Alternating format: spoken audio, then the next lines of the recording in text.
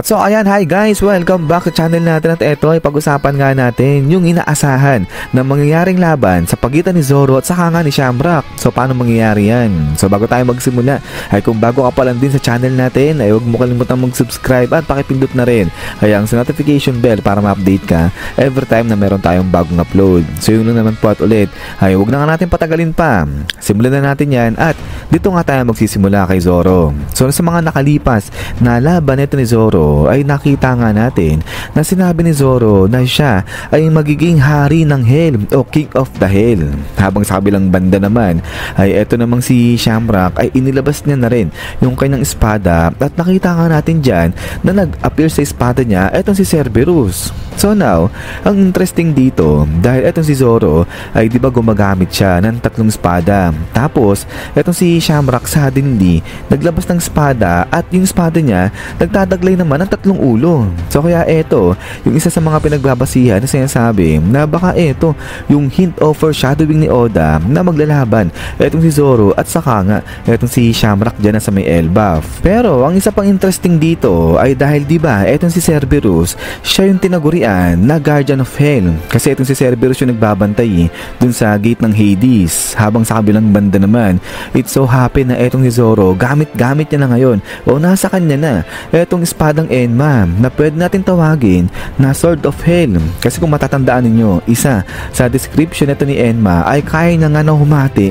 hanggang impyerno. At yun pa sa may Japan etong si Enma siya yung tinagurian na King of Hell din. So etong espadang Enma hindi lang yan nakuha ni Zoro, kung hindi napaamo niya pa yan dahil alam naman natin diba na etong espadang Enma mahirap gamitin yan ikamamatay mo yan kung mahina-hina ka. Pero etong si Zoro nakikita natin na nagagamit niya ng maayos yan. So kaya nga ang interesting dito kung pati etong si Cerberus na may kinalaman o koneksyon dyan sa Hell ay hindi lang basta matalo ni Zoro, kung hindi ma-tame niya pa, mapaamo niya pa etong si Cerberus. At ang maganda nga nito kung kunin din sana ni Zoro etong si Cerberus kasi nga saktong-sakto yung bagay na bagay yan para sa titulo nito ni Zoro yung King of Hell. So meron na siyang espada ng Hell at ngayon magkakaroon pa siya ng Guardian of Hell na espada. So kaya ngayon ang tanong ay paano mangyayari na maglalaban etong si Zoro at saka nga etong si Shamrock. So balikan natin etong time na kung saan ay binanatan nga ni Shamrock at saka ni Gunko etong si Loki.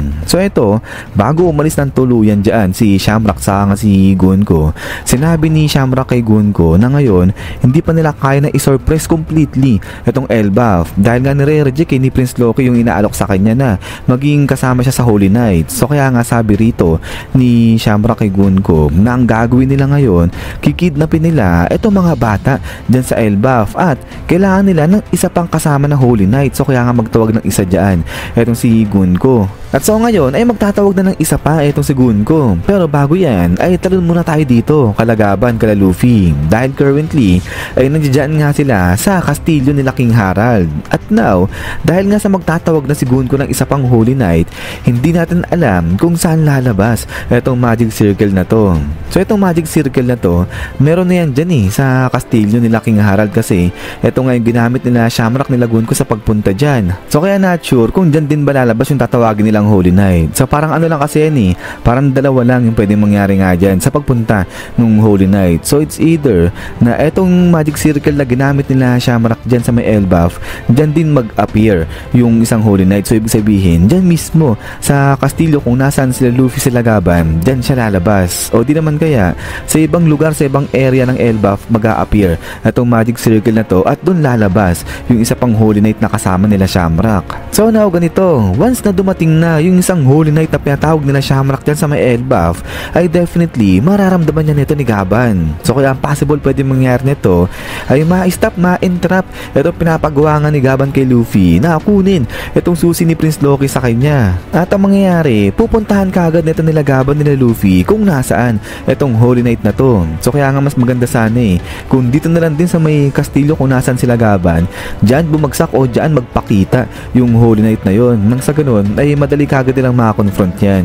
Kasi dito sa tingin ko kapag nakakonfront na nila itong Holy Night na to baka magsalita yan yung sabihin na ba't kaya siya pinapatawag doon nila Shamrock, ano nangyari? Na-failure ba sila sa pag-recruit dyan kay Prince Loki? So pwedeng ganyan yung sabihin niya, at baka dahil dito malaman na nga nila Gaban kung ano yung package nila Shamrock, at baka mag-split na nga rin dito etong sila Gaban, kasi alam na nila na itong sila Shamrock gustong puntahan o i-recruit itong si Prince Loki. So kaya nga pwede mangyari nito, etong si Gaban siya na lang mag-isa yung mag-entertain o yung haharap ba dyan sa Holy Night, at dito naman sa side ni Prince Loki ay dito na pumunta etong si Luffy at saka nga etong sila Zoro. At since na etong si Cerberus nga ay na-atake binabanatan dyan etong si Prince Loki, baka dito na yung time na kung saan si Luffy at saka nga etong si Zoro ay labanan na nga dyan etong si Cerberus at tulungan etong si Prince Loki. So possible pwede mangyari nito, si Luffy siya yung mag-aasikaso muna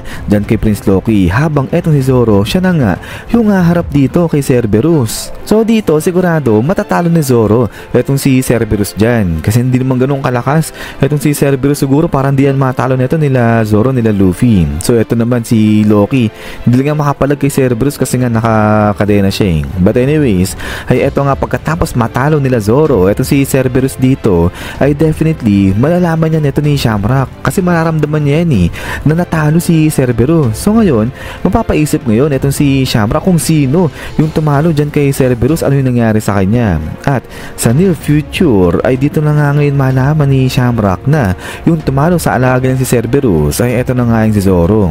At dahil dito possible na eto yung mag-meet siya para labanan ni Shamrock ngayon etong si Zoro. Kasi diba sabi nga neto ni Shamrock kay Prince Loki, kapag nakasurvive si Prince Loki dyan kay Cerberus, etong si Shamrock mismo yung lalaban sa kanya. Pero eto nga, kung etong si Zoro naman yung tumalo dyan kay Cerberus, sa tingin ko ganun rin, lalabanan din ni Shamrock etong si Zoro, kasi nga pwedeng ma-intrigue etong si Shamrock kung gaano kalakas etong si Zoro at tinalo niya ayang si Cerberus. Pero ayan, if ever nga na eto yung mangyari dyan, ay sa tingin nyo ba guys na etong si Zoro ba kukunin niya rin etong si Cerberus at gagawin niya ring espada ba etong si Cerberus, since na parang saktong-sakto nga yan para dito kay Zoro. So parang ano nga to setup ni Oda dito kay Zoro, kasi pati yung underworld, di ba sa ibang salin yan o ibang salita, hell din yung ibig sabihin niyan So parang lahat dito connected kay Zoro. So nandiyan yung Cerberus, nandiyan yung Sword of Hell si Enma, tapos yung lugar na paglalabanan din nila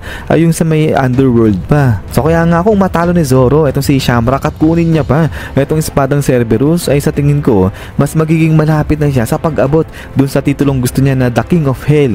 But then pagkatapos nga nito is yan guys, so hanggang dito lang muna itong video natin. At ayan, ay so far ay eto yung napipisil na isang labanan na magaganap din sa Elbaf, si Zoro laban din kay Shamrock at kay Cerberus. Pero yun nga guys, kung meron kayong mga ibang comment patungkol dito sa video natin ay pwede nyo yung comment yan dyan sa baba. So yun lang naman, at ulit ay maraming salamat sa panonood dito sa video natin. At kung natripan nyo itong video natin ay huwag nyo kalimutan mag-iwan ng like. So yun lang naman, so lagi mag-ingat, God bless nyo lahat, at kita-kits tayo ulit.